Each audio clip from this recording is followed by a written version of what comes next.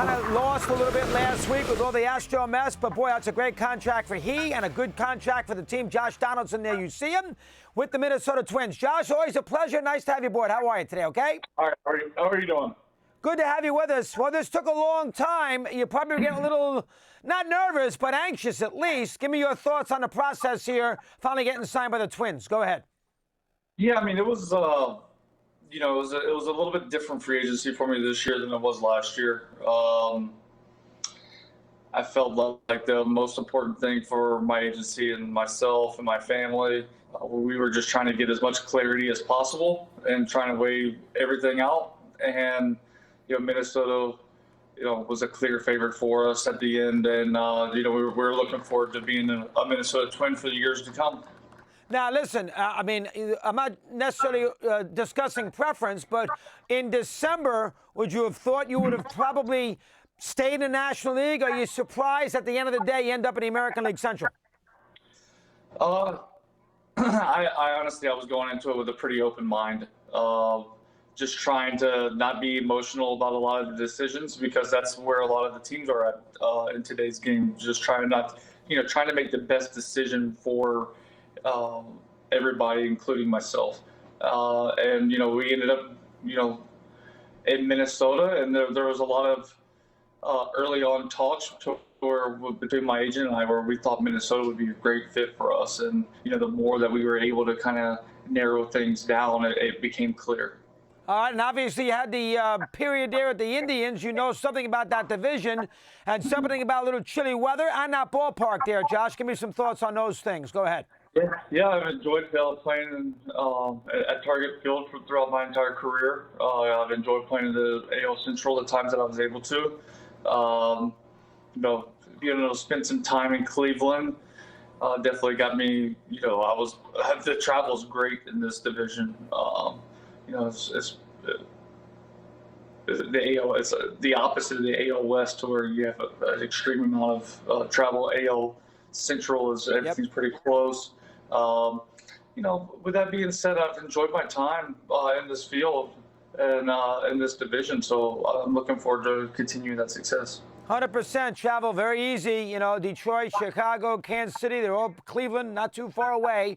All right, how difficult is it to leave Atlanta off a 10-run Game 5 first inning against the Cardinals? Yeah, that was probably the toughest 45 minutes of my life to this point.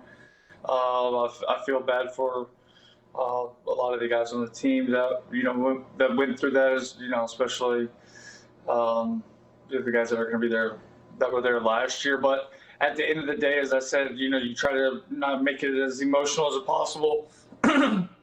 Because that's just where the day of times are at in baseball these days. And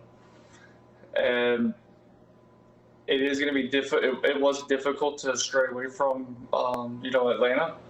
But at the end of the day, man, I had to look out what was best for my family and myself, and that's where we came. But, I know that organization's in good hands, and that they're going to have a lot of success in the future.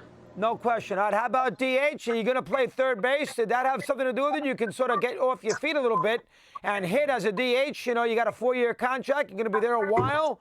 You're not 22. So, I mean, from that standpoint, was that a factor here in this call? Well, I mean, the fact that I was able to go out and play 155 games last year at third base, I mean, tells you that I want to play third. And, the DH does give us some flexibility as far as being able to go back and forth a little bit. But Minnesota Twins, we have a darn good DH right now, and Nelly Cruz. So that's not at bats from someone who I would want to take away from.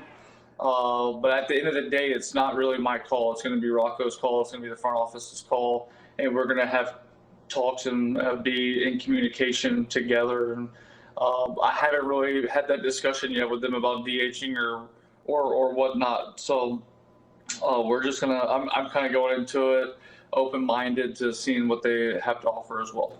And I know you were a little unlucky with injuries, but you did get the 155 in last year. It's your first full season in a while. You feel pretty confident that you're in good health right now for the next foreseeable future, and you'll get in there and play 140 plus games, correct? Yeah, I mean, I feel great. I mean, I think injuries are a part of the game, and I went through a little rough patch there. But you go look at my track record before that. I played in 158 for, 4 years in a row, and then I played at 155, and then I had a couple injury years where I missed 50 games in 17, and then 18 I missed a large portion of the season. Last year I was able to get off that, hard surface in Toronto, get into Atlanta, get back to some of the trainers that I'd had in the past. And, there were some things where I started developing my own team that was personal for me, as far as the people who were working on me and giving me advice on my body. So I feel like we've kind of got that under control now. And, injuries are a part of the game. Everybody knows that. But you try to put your best foot forward and being prepared as possible going into the season. All right, last thing, Josh, and it's interesting. You're on the Indian team in 18 that obviously dealt with the Astros. And so, I want to get a little sense how you feel with that in the postseason. Plus, do you feel that Fiers sort of broke a code by snitching on teammates? Or do you look at Fiers, I don't want to make him out to be Audie Murphy, but do you look at an old actor? Do you look at Fiers, in a good way because he had the guts to do what he did? What's your take on that? I'm interested to hear what you say about. You've been around a long time. I'm interested to hear what you say about those two things. Go ahead. Yeah, I mean, I don't really know the details of the Astros thing. I've been at a golf event for the past week, so I've been pretty busy with that. But I do know, I have heard that there was use of technology and for sign stealing or whatnot, which I think that's crossing the line if you're using your program or whatnot. So I think there should be justified penalties for that. To where it's gone, I don't really know. I can't speak to it to its fullest because I don't know the details of it. With the Fryer situation, I mean, every man's his own person, and I'm not going to judge someone for what he felt he had to do. Obviously, he's in that division and has to pitch against those guys, probably 4 or 5 times a year. And if he felt like they were having an upper hand, then I'm sure that he felt like he was doing the right thing by saying something.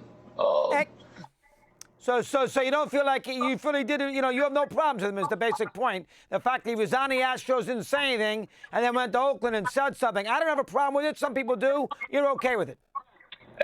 Yeah, to me, my opinion doesn't really matter because he's his own person. Whether I'm okay with it or not is not relevant.